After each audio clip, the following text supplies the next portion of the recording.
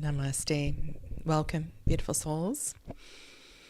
Today I am going to do a complete review of the Avatara tarot, looking at it by element and a couple of planets. I have been deep in this deck for a very long time and shared many hours with members on the channel. There are a few public videos, but today I decided to kind of share my process with you in the final step of a deep dive. And this is part also of the way that I have built my tarot courses. And so if what I'm offering today resonates with you, please be sure to check out the shop on my website where you can sign up for any of my courses. All right, so Tarot Avatara. And I thought today I would start with the element of fire. And on the table I have the suit of wands, and I'm going to look at the wands through a couple of different layers. And if you want to go back and look at individual cards, then please refer to the playlist. It should be linked in the description box below, where there was a discussion of all of the cards in various ways, numerologically as well too. Okay. And I'm aware that when I turn my head, so the mic does funny things, so try to keep it in front of my mouth. All right. There's something about the 2, 3, 4 of wands as the first cards of the year, the zodiacal year. Let's take the ace out of there and get the 2, 3, 4 of wands. This deck is Gabby Angus-West, the creator, calls it a Frida sandwich, or a Thoth-Frida sandwich, something like that. So this deck is inspired by, obviously, Frida Kahlo and the art of Frida Kahlo, as well as the art of Lady Frieda Harris, and because they were painting at the same time. Approximately. And so one would assume that the Thoth correspondences in this deck are accurate. And I'm not so concerned about Thoth correspondences. I mean, Crowley Thoth Tarot correspondences as general Golden Dawn correspondences. Let's just say that. And so this is the point of view that I'm coming from. And when I look at the 2, 3, 4 of wands, I am aware of Aries season and connections to the Emperor as well as the planet Mars. So let's just have a look at that.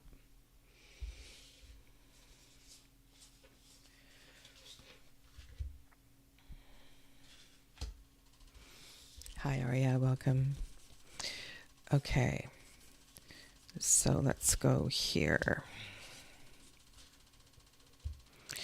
There are few characters in this tarot. We do see Diego and primarily Frida. And one of the hard things about this deck is that Diego is placed in... I don't know if it's a hard thing. Let's just go through. So we have the 2, the 3, and the 4 of wands. And we see Frida, and there is no human in the 3 of wands. And in the 4 of wands, we have Frida and Diego. As the Emperor here, one of the things that I see in the 3 of wands is this sense of power and accumulation and quite a strong connection to the Emperor card. When I look at this collection of Aries cards, I I do see the element of fire present in all of them. And when I look at the Four of Wands, the connection to the decan, the Venusian decan, is really strong, the green color. I think that might be an important group of cards to pull out. The Venus decans. This is a super strong, prominent color. And if you only work with Waite Smith and Waite Smith inspired decks, you may not be aware of the energy of the decans and what that information can help to inform in each of those cases. But in general, I'm seeing a lot of strong energy. And I also want to have a look at the energy of the Tower, which is the planet Mars, and see if there are connections as well, too, in these cards.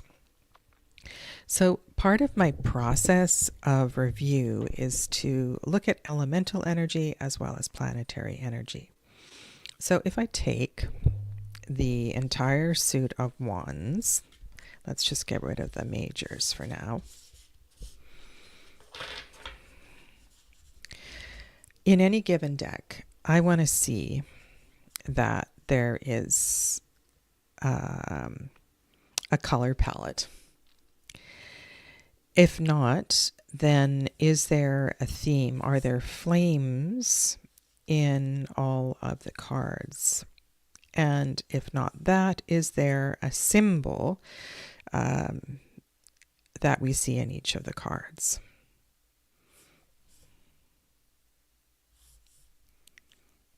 I love this Nine of Wands. So I would say that the color orange is definitely present. However, this is a general,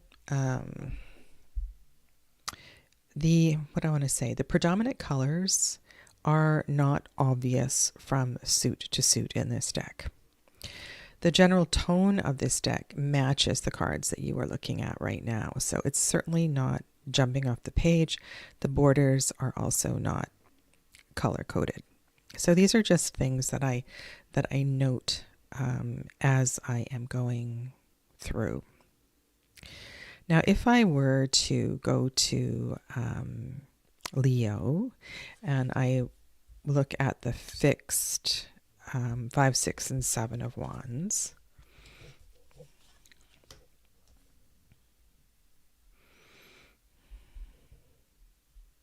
these cards feel, well, first of all, do I get an energy of strength? Do I find any connection to the Leo cards or the element of sun? Well, there is certainly in the second cards, there's more of a pink quality. And is that something that's carried over in the sun card? Not so much. Not so much. And here is the strength card, which is number 8 in this deck. And you can see the correspondence here.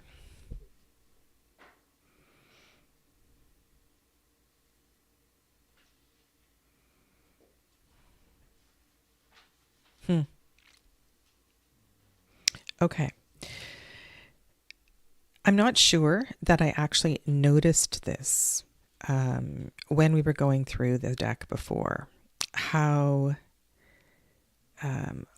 much there was a lack of theme, color theme. And we'll see if that is, if I have that same feeling when we get to some of the other suits. And when I look at the 4 fire court cards,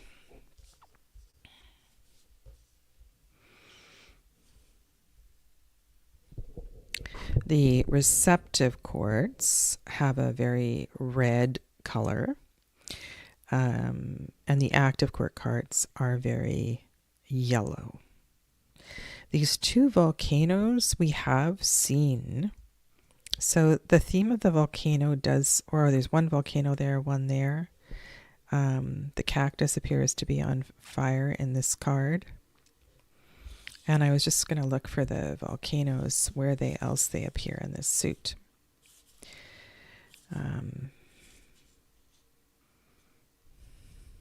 They were in the Five of Wands.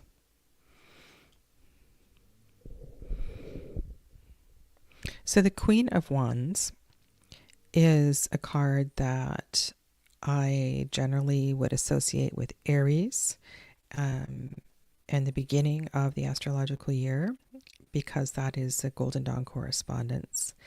And there is an interesting thing going on here with the Five of Wands and the Queen of Wands that feels as if it's building a connection. And while I believe that you can associate with the court cards, sometimes it's hard to find a significator. And you may connect with the element of fire, but not the Queen of Wands. And because Queen of Wands is traditionally Aries, but you are, so I'll use myself as an example. My sun is in Leo, and my ascendant is in Sagittarius. And the King of Wands, if you're reading the way that I do, the King of Wands is fixed fire. And I may not necessarily associate with the King of Wands, but more with the Queen of Wands due to my gender identification, but also some of the receptive qualities that each of the queens holds. And so despite the rather rigid associations that the Golden Dawn has pasted on, that the Golden Dawn decks sort of paste onto the cards, I do have a fluidity when I'm working with this. I find it's a good place to begin, and then there needs to be some space to grow. Absolutely love this Princess of Wands. Okay. So let's have a look at some of the water cards. This deck, for me, forever going forward, after many, many weeks of study, is going to be a Swadhisthana chakra healing deck. This is going to be a deck that I pull out when people are struggling with sacral chakra, reproductive organs, trauma, in birth trauma in relationship, anything to do. I mean, there's all kinds of horrible karmas and traumas that are associated with the sacral chakra. And this deck seems to tap into all of that, primarily due to the background story that is attached to this deck, but also to the emphatic nature that Gabby, the creator of the deck, has brought into the Avatara journal as well. And so this deck is not for the faint of heart. However, if you are willing to do some healing in that regard, this is a very powerful deck. So I'm just noticing the color blue. So there's definitely a predominance of blue color in the court cards, in the cups. And then when I look at the rest of the deck, there certainly are some blues, 3 of cups, 2 of cups.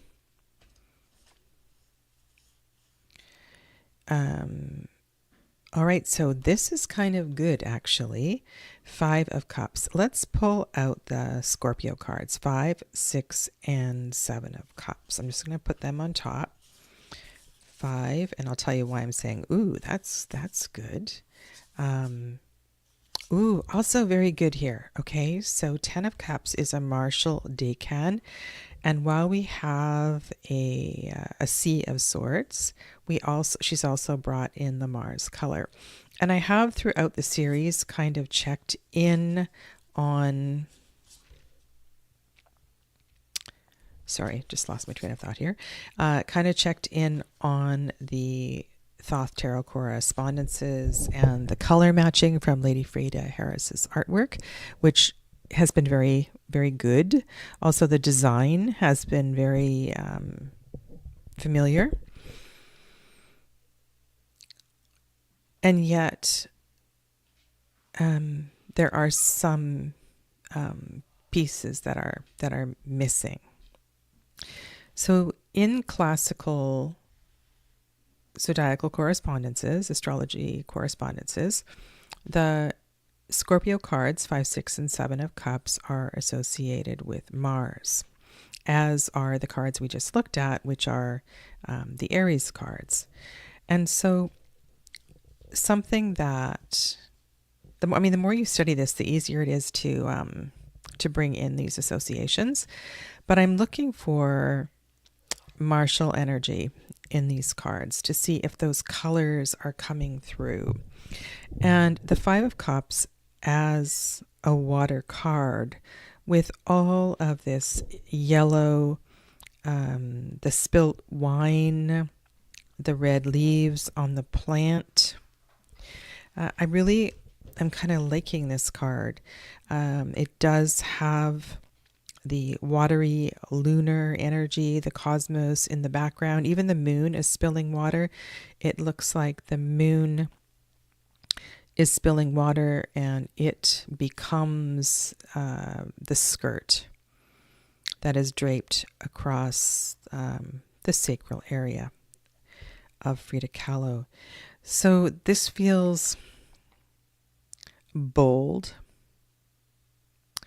And it's also very dark, as are the water cards here. But perhaps this card could unfold a conversation of deep healing, in that if we are brave enough to look at this darkness, to name the darkness, to want to heal through it rather than to bury it, I think the energy of this card could certainly bring something forward. And I like that this triple Mars card, so Mars by planetary ruler of Scorpio, Mars by Decan, and also Mars by Sephira on the Tree of Life, right? So this is a triple Mars card, is not predominantly blue. So it shows a level of awareness from the creator, and also helps to speak to all of those associations. So well done, Gabby Angus-West. This 7 of Cups is a really hard card to look at and deeply associated with, let's say, the debauchery, the challenges, the darkness, the places that Diego Rivera lived. And the 7 of Cups in general is quite a difficult card to look at. Now, something happened the other day when I was, it was at Tarot Foundations, and I was talking about this card. And this is the first decan of the Knight of Wands. And how sometime, and this is actually where we are right now, this video is being recorded on the 24th of November, 2024. Ooh, I'll look at that in a second, Aria. I'm just seeing your comment here. And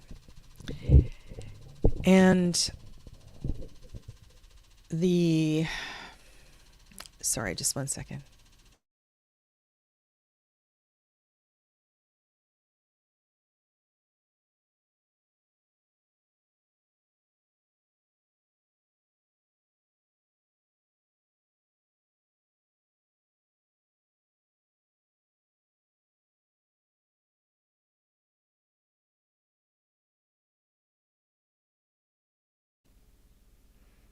That's funny. Trying to text, sending you a message, and I'm trying to text my daughter.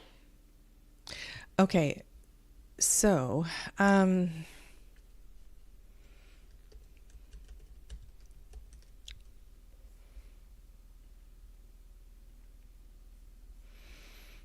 the Knight of Wands is this. Camera needs focusing adjustment. Okay, well, hopefully you can see this one. Let me go back to Aria's comment, and then I want to go on and talk about this Knight of Wands and how this Knight of Wands energy is absolutely needed to move out of the Seven of Cups energy. Okay, so Five of Cups has a snake skin pattern floor.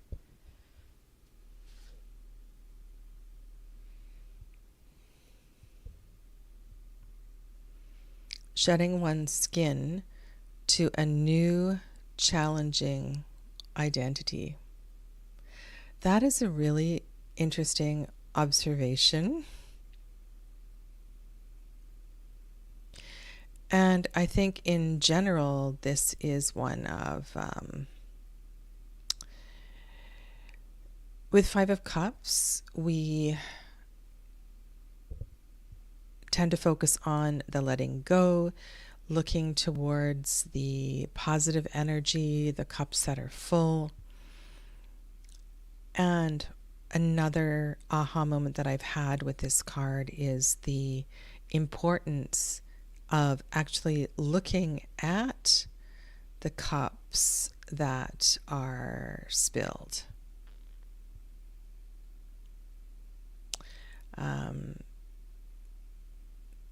To understand what that is, and that indeed, so if you pull out a Waite Smith Five of Cups, and I can do that.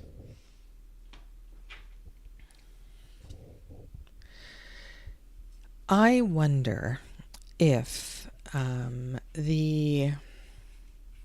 me go to the best piece of advice might not be to walk through the spilt cups. And I've noticed a few decks that have changed this energy in that 3 cups are full and 2 cups are spilt. And that the direction of the figure in the card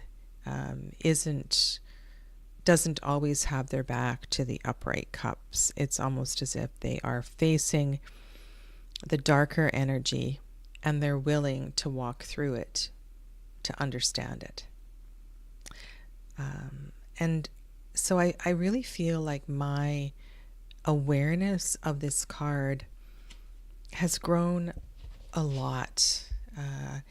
My tarot study is more than 25 years old, and I dedicate a lot of time to it through the creation of content. And sometimes when a card is really difficult in the deck or you don't understand it, know that there may simply be layers that you don't understand, or that you haven't gotten to that layer of the tarot yet. Some deck creators are very good at describing what's in the photo or what's in the artwork, and others leave that to your own personal journey.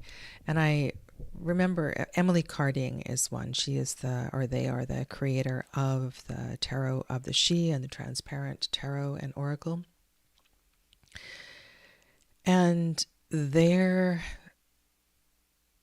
intention is that the person with the cards, so that whether you are a reader doing your own reading, or you are a querent observing a reading, or you are reading for others, in any of those situations, that you let the cards speak to you and you're not dictated the meaning by the description that's in the book. 3 spilled cups are her heart, and 2 glass cups, 1 carafe, and the moon are the spilled cups behind her back. Okay, let's look at these details. So the moon is spilling, and the 2 wine glasses are spilling. 1 carafe is upright. So I actually see 4 spilling because the heart is spilling as well. What did you say? Heart and 2 glass cups, 1 carafe, and the moon are spilled cups behind her. And the carafe is overflowing too. So everything is overflowing. Everything is overflowing. So nothing is not spilled, which is a great and courageous. And that feels very Knight of Wands to me, though this is actually not, right? So hold on here. 5, 6, and 7 of cups. Yeah, right. So this is not the Knight of Wands. And even maybe the pain in her knee is spilling. This is a great card. It really is. But I am sorry, I can't be here all day. I just wanted to, and I'm going to go through the other suits as well. So the sentence that I didn't finish here, right. So everything spills in this image. What I didn't finish saying here was that we need this powerful energy of the Knight of Wands to bring us out of the despair, the darkness. I think also too in the Scorpio cards 5, 6, and 7, we go deeper and deeper and deeper into things we perhaps have buried, not wanted to face. And the deeper that we go, the greater the odds that we're going to get stuck in the muckiness. And I like this idea almost of the Knight of Wands being a tow truck that helps to pull us out of the mud. And interesting that this position here, that the Knight of Wands is in that position that could actually help to take us out of that darkness.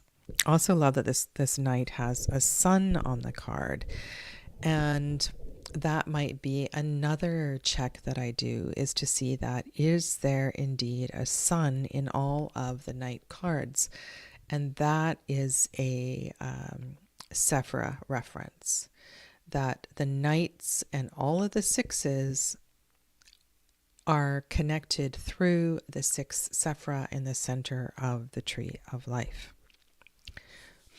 So what can I check here?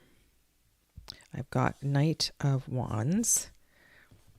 Okay, so you can see the 6 of Wands has a sun on it, and maybe I'll just keep these cards to the side as we go through.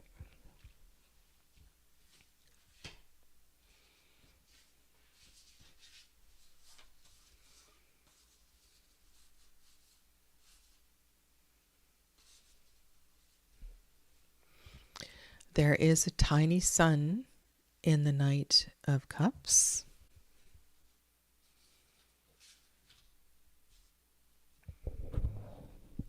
Okay. I mentioned that the power of this deck lies in its darkness and its direct connection to the sacral chakra. So this is a really important suit and maybe very difficult for some people to look at. It asks a lot of really challenging questions. Even a card like the 3 of Cups, which normally feels like quite a joyous card, feels a lot overdone in this deck.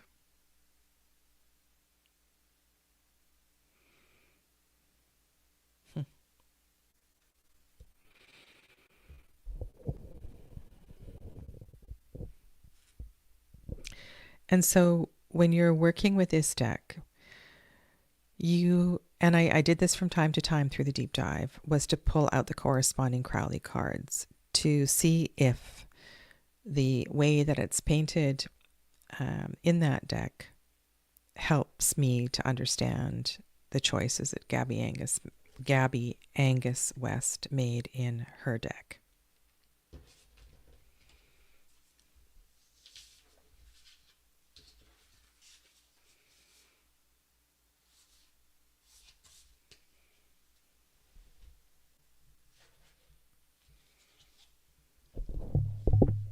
Now, this is a really interesting suit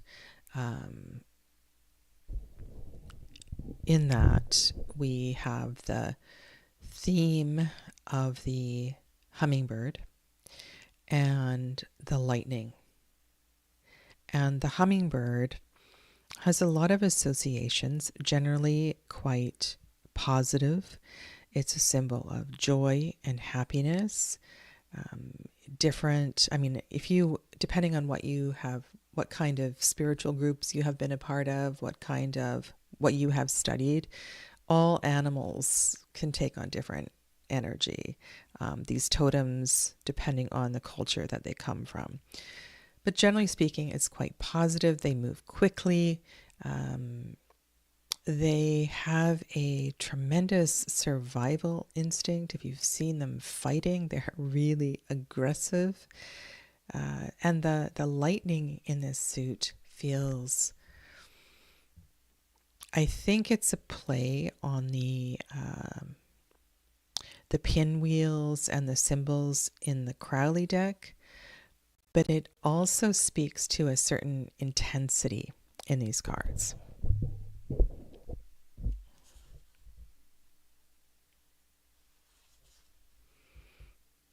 So we see the hummingbird in pretty much all of these cards. Not in the Knight of Swords. So here is a sun. So we do have that Tiferet reference. The hummingbird, the lightning. Lots of hummingbirds in the Eight of Swords.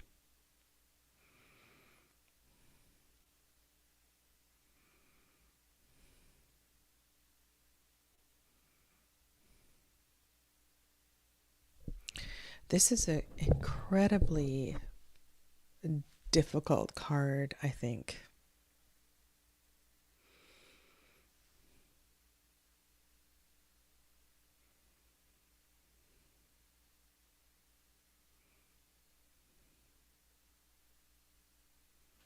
There are more than 8 hummingbirds by my count.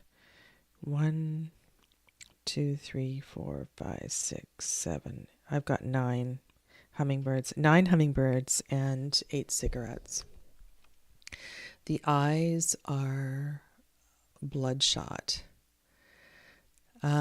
This reminds me of a card in the Tarot of the She. I think it's the Prince of Swords, where the Prince of Swords' mind is filled with birds. And if you think about the cage effect that this card often brings up, it is one where we have we're too, what can I say? We're too close to a particular issue and we can't see the trees for the forest. There also is a lot of red here. And what does that red background make you think of? It's either a lot of anger,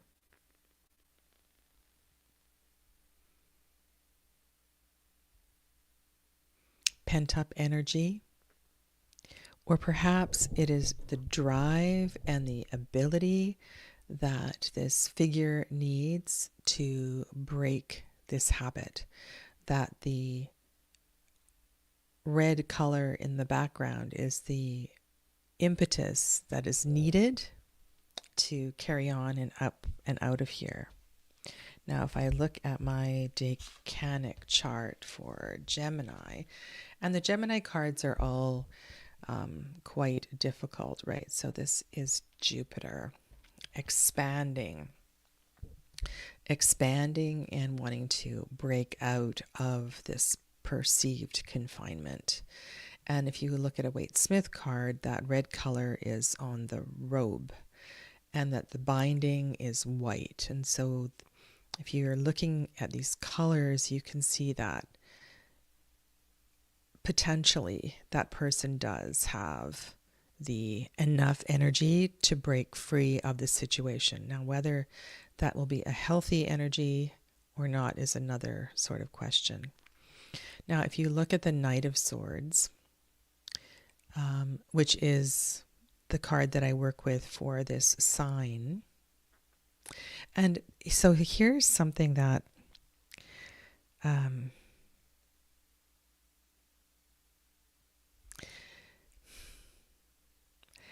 there's so many things I like about this deck, but it's one of those decks that flips and flops between Waite-Smith correspondences and Thoth correspondences. So if you are building a Crowley Thoth Lady Frieda Harris inspired deck,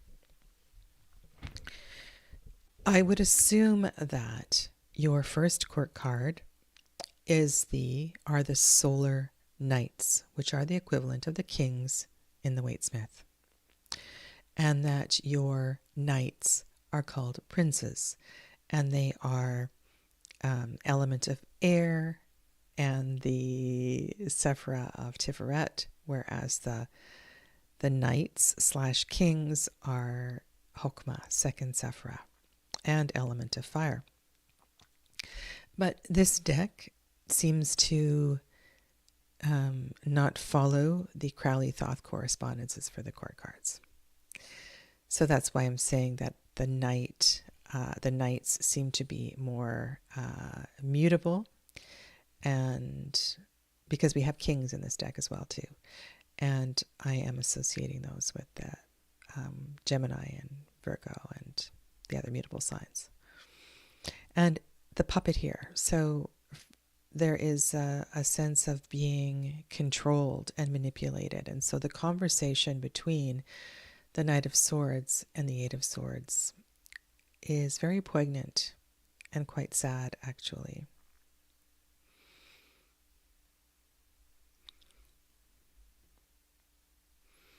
Trapped by extreme tension, obsessed into immobility, distracted to personal paralysis. Ooh, I love that description. Okay. All right, so let's look at the colors of the suit of swords.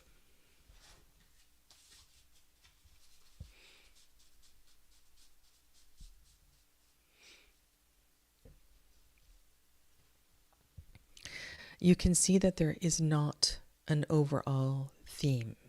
However, this suit does do the lightning bolts and the hummingbirds. And so you can tend to recognize here, as well as various clouds and air symbols. Okay. And often I feel like we've been seeing, and maybe it might, I'm just looking at some other cards on the table. It may not necessarily be in this suit, but lines and clouds and branches and trees looking like the fragility of the nervous system, which is also a huge theme in this story.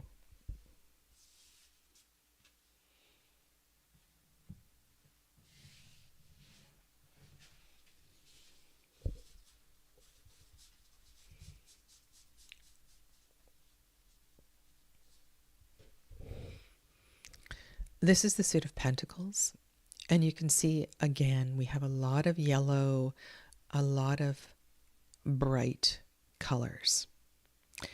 And when you initially look at this deck, you might feel like, wow, this is a a sunny, solar, self-empowering summer kind of deck. And I think that initial impression is quite true. And if you know anything about the personality of Frida Kahlo, she was hot and fiery and passionate and reflected the colors of red and yellow and orange, and wore those often in her bright colored traditional dresses, flowers in her hair and things like that. However, the more I look at this deck, the more I see the pain. And the theme, the water theme arising. Now you can see even in a card, third card from the left, you have a toilet bowl. And when I think of maybe elimination, you might think of first chakra. However, certainly water elimination would be second chakra. This just feels like it's all connected. It really does. This is not an easy deck to figure out. Do you do you have to have read a bio cover to cover and spent a lot of time understanding the story? It certainly helps. It certainly helps to understand some of the associations.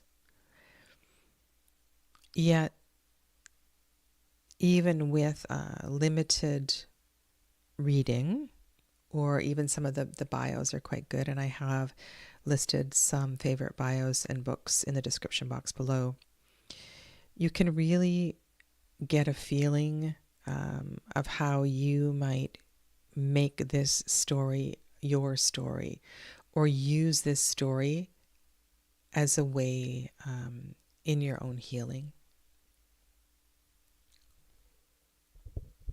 This suit of earth doesn't look a lot like a suit of earth. There's one card.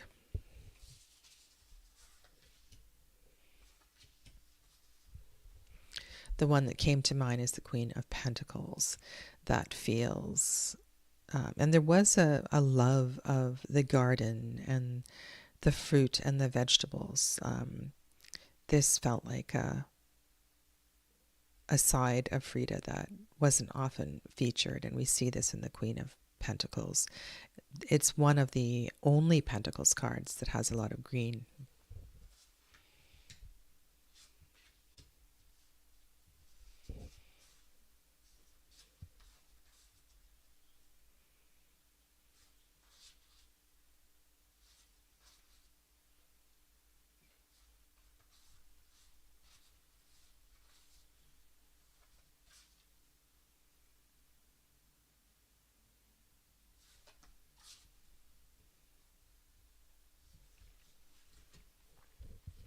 So here, even in the suit of Pentacles, we see the pelvis featured.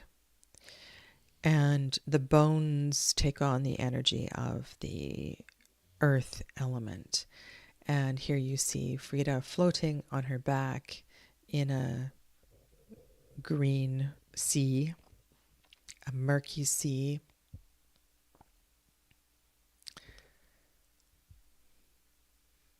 There is a ray of hope in the distance. There is an egg at the bottom center. There are two diamonds. One is upright, one is down. And within the center of the pelvis,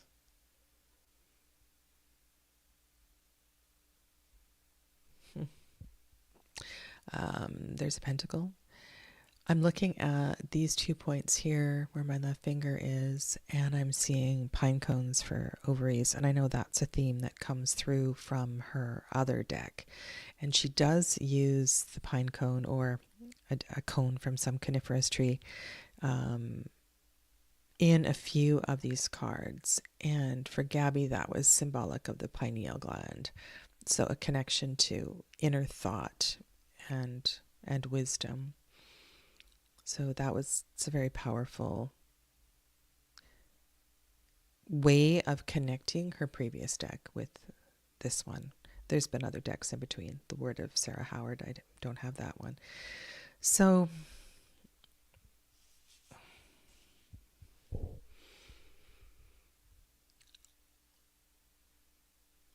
if you have this deck and you haven't worked with it, take your time with it.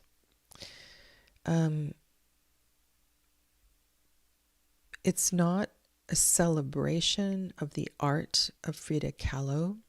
I think of a small deck that I have. You know, the tiny decks that come with the flip-up lid, the magnetic lid. And I have one deck there that celebrates her art, and it feels very different than this deck. It's like it is a celebration, where this one is an honoring of the tragic journey. Let's use this tragic journey to grow and to heal.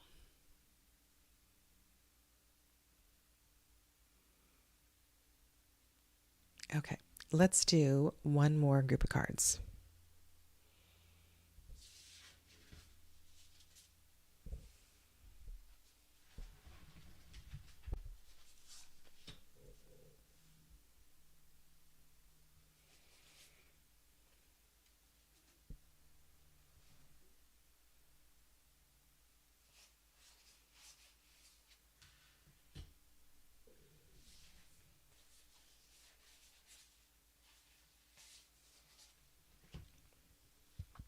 Okay, for fun, let's have a look at the Virgo cards and see if we can find connections among this group of cards.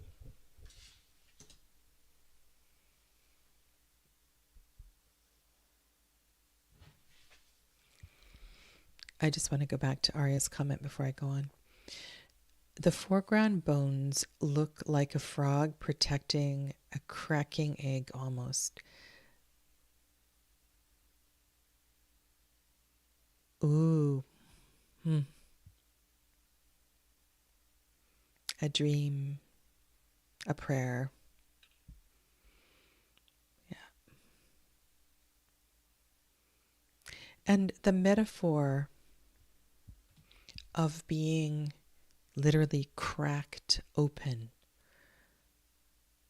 which she was, could be dialed down. And the whole, in that way, I'm saying that this is a very much a Swadhisthana chakra deck, but in a way, it's also a tower deck, and how we navigate tower moments.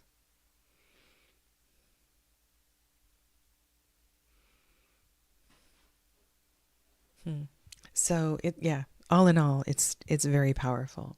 So I wanted to look at the Virgo cards because this is a really amazing hermit card. We see the Matryoshka, the nesting dolls.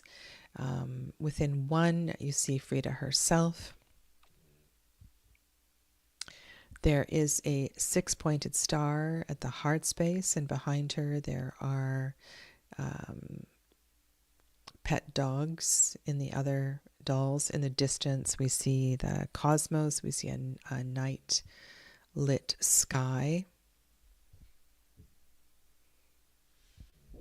There's a lot of wheat around the edges, the periphery, which would place this at autumn, which is, well, early, like the end of summer, where Virgo is. And so let's look at the 7 and the 8, or the 8, the 9, and the 10 of Pentacles in terms of this card.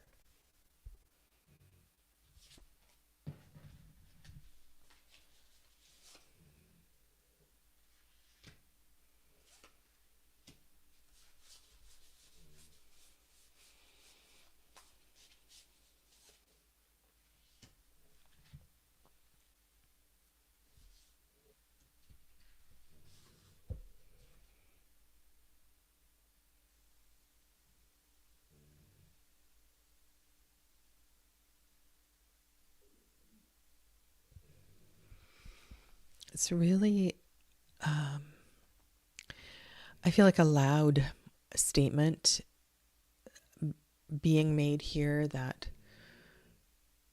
the potential, there's something about the potential being locked within.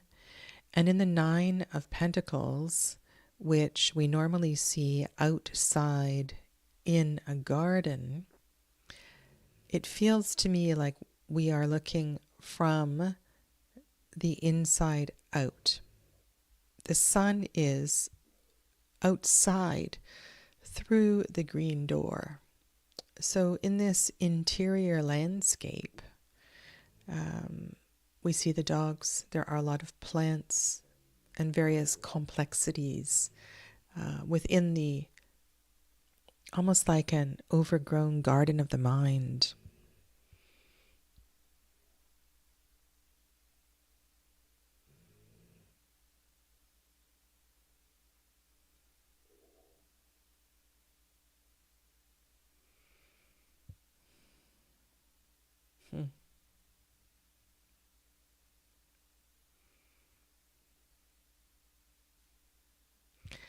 And so we have a lot of cards that ask us to look at the relationship between the inside and the outside, between our internal landscape and what is being mirrored on the outside.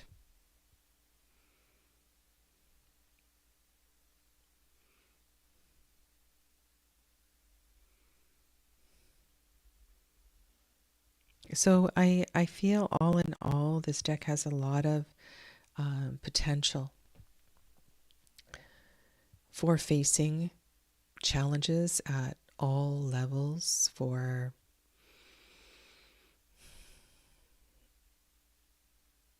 and I would think this deck would also be wonderful to work with alongside one of the bios, such as the one by Hayden Herrera, that's referred to down below. And then when I look at this Ten of Pentacles, which is such an important card as far as teaching or learning the Golden Dawn correspondences, this is a powerful Mercury card. And the layers, the levels of symbols here are really, really something. And here we have perhaps a version of Frida holding, or maybe a whole Frida holding a broken Frida. The wheat is repeated in this card as well. And why do we see the sun here? I'm thinking that if the Ten of Pentacles is at Malkut, then we are looking up the middle pillar of the tree of life towards the sun. And so the potential of the Ten of Pentacles would be to travel from Malkut to Tiferet. And the purple in the distance even further would be the purple and the clarity of Keter. So it is a complex deck. And one of the questions that I have in my library, I do not have a lot of theme-specific decks because they are more difficult to work with. You can get lost in the theme and the story and forget everything you know about the tarot, and then the deck becomes more of an oracle rather than a tarot deck. And so throughout this deep dive, I've been trying to weave the story into the energy of the structure of a tarot deck, because without that, it's not a tarot deck, right? It's a beautiful oracle to accompany inspiration. And I mean, I've never actually gone through a book and used an oracle as a guide or journal prompts or something like that. And you could certainly do that with this deck. Yeah. So if you haven't followed along with the series and you don't even have this deck, you might want to look it up. I believe it's still available and certainly worth picking up if you are on your own healing journey. And for the members who have been following and supporting and watching the replays and commenting on each of the episodes, I want to thank you. Thank you very much. And you will see this deck moving forward on my channel. I will use it for readings and eventually get back to weekly live readings. I need to find a time for that. Yeah. So also, last thing, or a couple of things. One is I would love some suggestions for future deep dives. So if you could please leave a comment regarding that. And I have a new series, which I did last year, that's coming back. I'm going to do an advent calendar again this year. So I will be broadcasting for 24 days in a row, offering words of inspiration and tarot tips and sharing some favorites along the way as well, too. So thank you very much. Have a lovely rest of your day and take good care. Namaste.